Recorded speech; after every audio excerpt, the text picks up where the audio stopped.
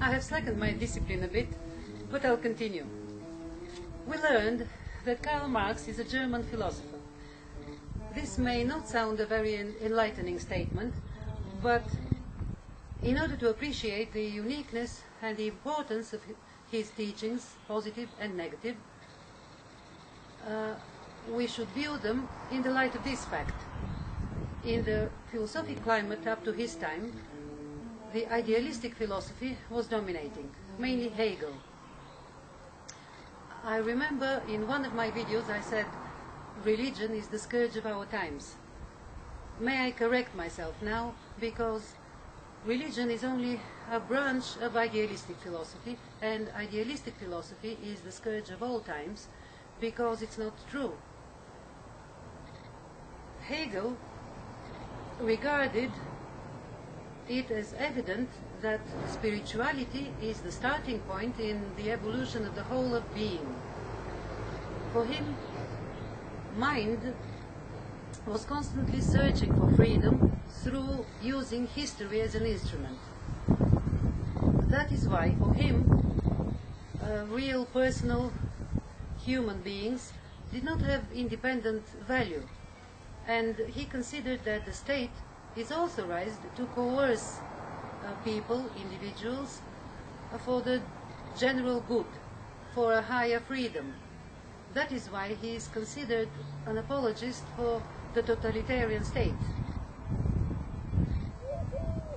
If you think Hegel, idealistic philosophy, that's old, think again, because when I hear that more than 80% of Americans, I don't know statistics for other states, 1 billion Muslim people, they all believe in some ideal reality.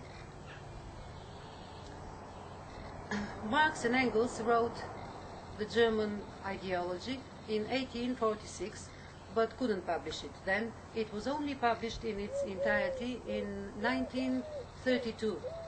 This is after the Russian October Revolution. In it, they present basis for material interpretation of history, and also there is criticism of Feuerbach and Stirner, but I will deal with that in another video. The materialist interpretation of history. Marx starts like this. When we view human history, which is the basic premise that we must make, that there exist real, actual human individuals. In order to live, they have to make the means of their life. And he considers that humans are different from animals by their tool making. Because they make tools with the help of which they make products that prolong their life, they also have to enter into social relationships, which are productive relationships with other people. In this way, division of labor occurs, and gradually, with the increase of population, development of this division of labor and the development of their technology instruments, the property relationships form themselves, and private property appears. Also, for the prolongation of the human race, people produce new human beings, children. These are the sexual relationships, family. And Marx and Engels consider that the family was the first example of owning other people and property, because the man owned the wife and the children. He determined the way of production of means of their existence and the distribution of these products. So they think that this is the beginning of private property, the beginning of owning people, which developed later into slavery and later on into class distinctions. So, the material interpretation of history. When people get into productive relationships with each other, they use instruments, materials. These are means of production. Their labor, they themselves are also means of production.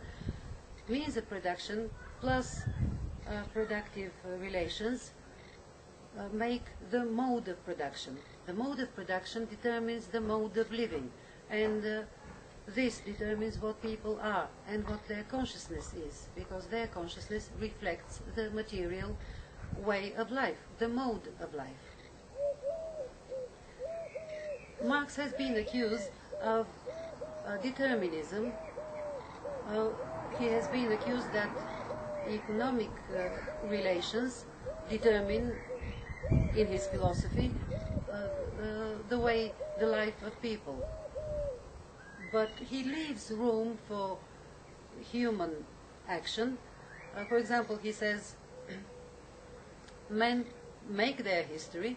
It's just that they, the circumstances in which they make history, they don't choose themselves. I will finish with a quotation from the German ideology, which illustrates how the consciousness of people reflects the productive relations in society. The imaginary creations of the human brain are the inevitable sublimations of the material process of existence, which can be observed empirically and which depends on material causes. Morality, religion, metaphysics, and all other forms of ideology, and the related forms of consciousness, thus lose the independence they appeared to have. They have no history of development of their own. It is only people developing their material production and mutual material relations, who, as a result, come to think different thoughts and create different intellectual systems. It is not consciousness that determines life, but life that determines consciousness. And all consciousness is that of live individuals.